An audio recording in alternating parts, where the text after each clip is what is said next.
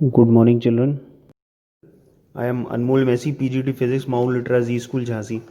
Children, in our previous videos, we have studied about vector quantities, and I have explained you about rectangular components of vectors and resolution of vectors as well. Now, today we are going to study about projectile motion and what exactly a projectile motion is. We will also study the various types of projectile motion. Okay, so first of all, what is projectile motion? Projectile motion is a combination of two types of motion. It is a combination of motion in a straight line and motion of a freely falling body. So if in case we throw a ball from the surface of the earth, the ball would go to a certain height and starts falling. Okay, so when it goes to a certain height and starts falling, this is motion of a freely falling body, but at the same time the ball moves in forward direction. Hence it would also be considered as motion in a straight line. Okay, but when both these motions are combined together, it is known as projectile motion. So you can clearly see over here I have made a projectile wherein we have thrown a stone from the surface of the earth. It goes to a certain height and falls down back to the surface of the earth. Now projectile motion is of two types. First of all, the first type of projectile is known as angular projectile, and the second type of projectile is known as horizontal projectile. Okay, and one by one we will discuss each projectile. The first projectile that we are going to discuss is angular projectile. So this is an example for angular projectile, as you can see on the screen. First of all, I have taken a stone or maybe a ball which is thrown from the surface of the earth, and it is thrown at a certain angle theta. So obviously theta would be considered as angle of projection, which I have already mentioned over here. Then if we have thrown the stone with a velocity of u, then u would be considered as velocity of projection. Okay, however that velocity is also of two types. We'll discuss that later. Now if this is the height up till this is the maximum height up till which the ball or maybe the stone reaches attains the height, so that height would be considered as h max. What is h max? H max is maximum height. Okay, and if it falls on the surface of the earth at this point, then from the initial point to the final point, the horizontal distance would be considered as horizontal range. All right, whatever time the stone takes to to take its flight and fall back on the surface of the earth is also known as time of flight. All right, the shape that you can see on the screen of the projectile is also considered as parabola, but the word shape is not used. We use the word trajectory. This is the trajectory of the projectile. Okay, so the trajectory of the projectile is parabola. All right, now let us discuss the types of velocity that it has attained. There are two types of velocity. If you take out the component of u, you will find that there are two types of velocity. One is horizontal component of velocity and the other one is vertical component of velocity. So the vertical component of velocity is uy, obviously along the y axis. Okay, and it would be considered as u sine theta. Then let us talk about the horizontal component. It is ux, which would be taken as u cos theta. Okay.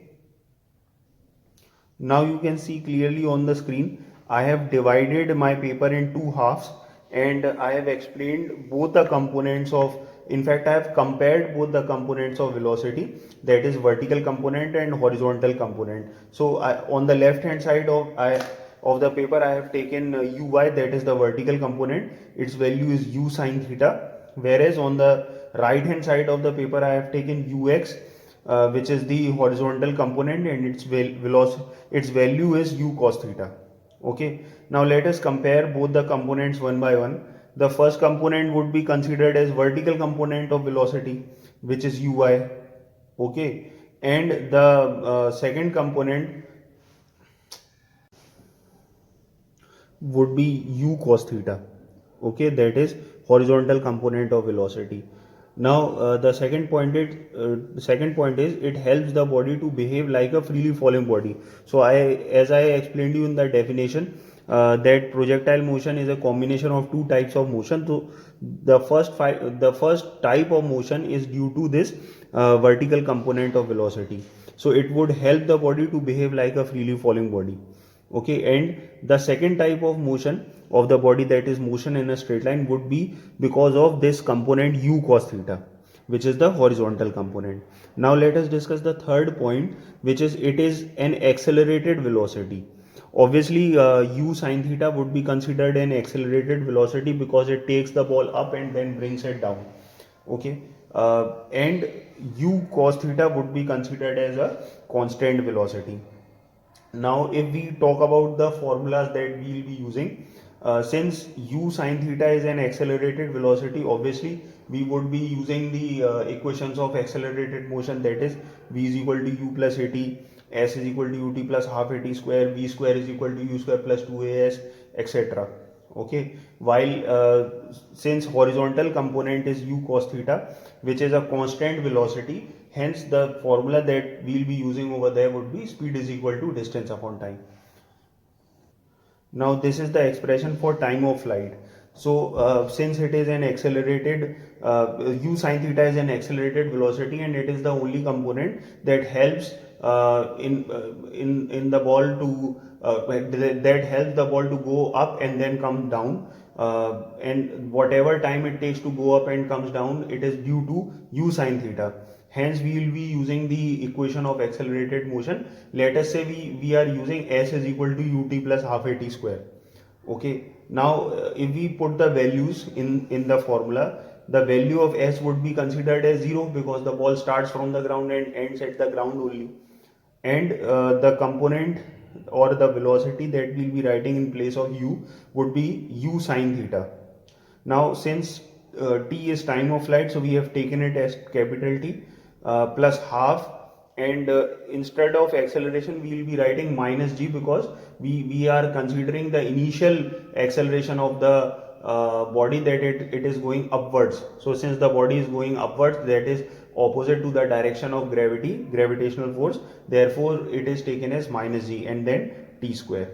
Okay, when we will solve it, obviously we are supposed to solve time of flight, therefore we will put t as our subject and we are left with 2u by g sin theta, which is the expression for time of flight. Now this is the range, because for range the component which is supposed to be used is u cos theta, which is a horizontal component, and also it is a constant velocity. Hence the formula that we are using is speed is equal to distance upon time, where the value of time we have already calculated, which we can put in this expression. And instead of speed we are taking u cos theta.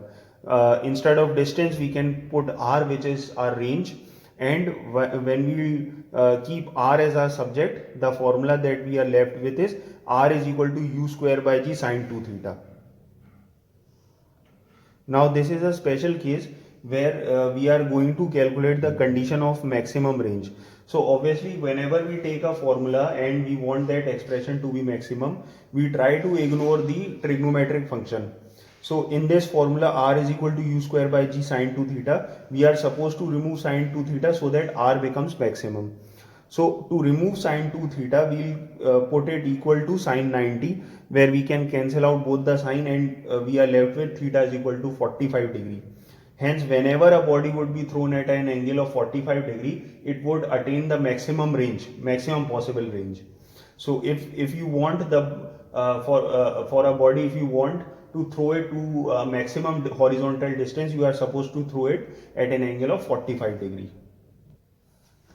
Now this is the expression for maximum height. Again, the component that we will be using or that may be involved for maximum height would be u sin theta. Hence we will be using the equations of accelerated motion, and the equation over here that is used is v square is equal to u square plus 2as. So in place of v we can write 0 because at maximum height the velocity of ball would become 0, and in place of u, as I said, we will be using u sin theta, and in place of acceleration we will be using minus g since the body is thrown against the gravitational force. Now in place of s we can write h max because it is the distance, and the distance that is considered over here is maximum height. And if we put h max as a subject, our formula would be u square by 2g sine square theta. Talk about the second second type of projectile, which is horizontal projectile. So generally a horizontal projectile is that is the ball or maybe the stone would be thrown from a certain height. Okay, so I have considered a building. On top of the building there is a man which is standing. He kicks a football, okay, in horizontal direction. So obviously the body starts falling because of the gravity, and it falls down on the surface of the earth. So the r would be considered as range, t would be considered time of flight, and u would be considered as velocity of projection, similarly which we have considered in the previous projectile. Okay, now let us calculate the time of flight. For that, the expression that I have used is s is equal to ut plus half a t square, and in place of s I have taken h. Now as it is very clearly shown in the video on the screen, you can see that in place of u we will be taking 0. For t we will take capital T, and since the body is falling downwards, that is the motion is towards the surface of the earth, downwards in the direction of acceleration due to gravity, therefore g is taken as positive. So finally h is equal to half gt square. So if we will put t as our subject, then t would be equal to under root 2h by g. And again, if we want to calculate the range similarly with which we have calculated in the previous projectile, again we will be taking the expression speed is equal to distance upon time, where in place of distance we will put r, which is our range. In place of speed we will place u. Here there would be no sine theta or cos theta because there is no angle of projection, hence we have not taken the components of velocity.